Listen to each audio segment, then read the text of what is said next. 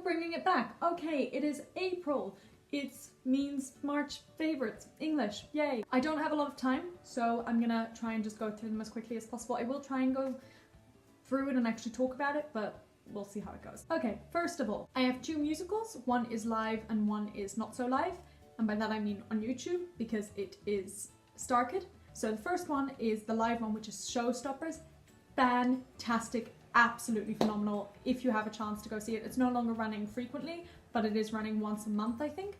And it is so hilariously funny. It's improv and everyone in the cast, crew and orchestra is just fantastic, so good at what they do.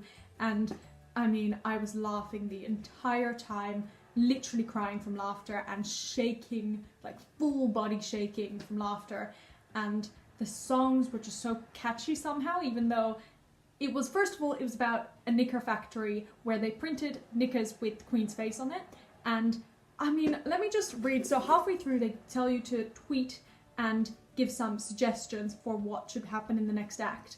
And let me just find what I took a photo of, and I just took one photo. So here are just two of the suggestions from the night. There were many, many more, but these were just two I took photos of. In the stress of being a new mum, she looks further afield than Southend and flees to Bermuda. The whole factory go to find her, leaving the cleaner in charge of the factory and the 6 kids. That's one of them. And then this one's quite funny. As an older lady, Her Majesty purchases a pair of knickers and honours the factory by royal appointment. Just gonna leave that out there in the world. In fact, I actually think I took down some notes about the night. Okay, so a few things I've got written down. First of all, the name of the show, because it changes name every day, was Knickerbocker Glory. Second of all, one of the characters had 6 kids and her name was Raquel, which was really weird to hear because it's not a very common name. And then to have her talk about her 6 kids, I'm like, nope, that's not me. Then, okay, I've just written down the fountain and it's making me laugh just thinking about it. There was a scene where someone was playing a fountain to sort of set the scene, and these 2 other characters were having, I think, a romantic moment or something, and everyone was watching this fountain who was literally just standing there doing this. And the narrator comes on, or the person who's sort of directing it, comes on and says, everyone stop looking at the fountain, which of course made everyone look at the fountain even more. And so then the characters walked closer to the fountain so that the people would be less distracted. But of course everyone was still watching this fountain doing this.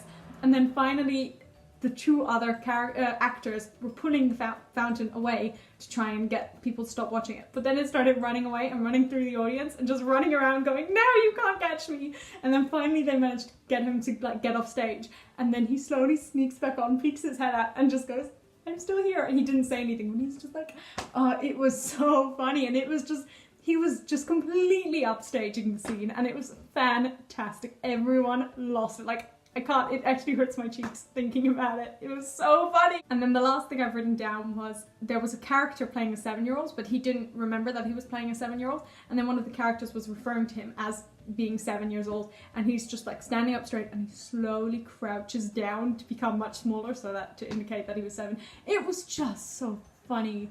And at times they would make it harder for themselves. Like at one point someone was listing or saying the name of one of her kids as they walked in, and then the narrator, director person stops it and goes, and now they're going to flawlessly list all 6 kids and the other character is going to remember all of them too. And it's just like, you just know it's not going to work. And at one point one of the characters started talking about the TV and how it all works and going through like the technical stuff of it. And then again, the narrator jumps in and says, and now he's going to go through the entire history of TV. It was just fantastic. Anyway, that was the first musical and that took me 7 minutes to talk about. So I'm going to do the rest quite quickly. Second one was Trail to Oregon, which is a Starkid musical, which is very funny, highly inappropriate, but very funny. Now I've got a play, which is The Twilight Zone. I went to see this right at the start of the month. I saw the first day of previews, so you could see that they still had a little bit of getting used to the stage, but it was very good, very interesting. I went in having absolutely no idea what it was about, and I highly recommend it. So if you get a chance to go see it, definitely do. Now I have 2 TV shows. I have Sherlock Holmes, which I started watching this month. Started or finished watching this month and was very good. I was in a play about Sherlock Holmes and yet I hadn't seen any version of Sherlock Holmes ever, and I finally decided it's time, so I did and it was good. Then Dirk Gently's Holistic Detective Agency. I had to read that. Someone recommended this to me literally nearly 3 months ago.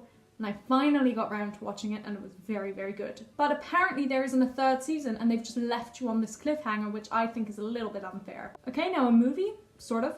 It's Jack Whitehall at Large. You can find it on Netflix. It's sort of a live show, but they've done it as a movie, I guess. It's very, very funny. Now I've got a few podcasts because I got into podcasts this month. So this is in no particular order. Dear Hank and John, Legal Wars, Wonder Women, Dr. Death, and The Good Place. These are all very different and very varied for various reasons. And then on from that, the podcast app on Apple, because it lets you have free podcasts, which I only discovered this month, which is great. And then lastly, a city, and that is Edinburgh. We went there this month and it was really nice. I love it there. I also went to Liverpool this month.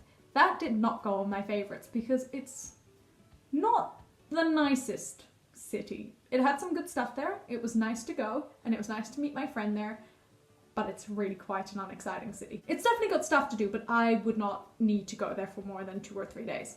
And I wouldn't go back. Sorry, Liverpoolians. Okay, goodbye. This lighting is so weird, I'm so sorry.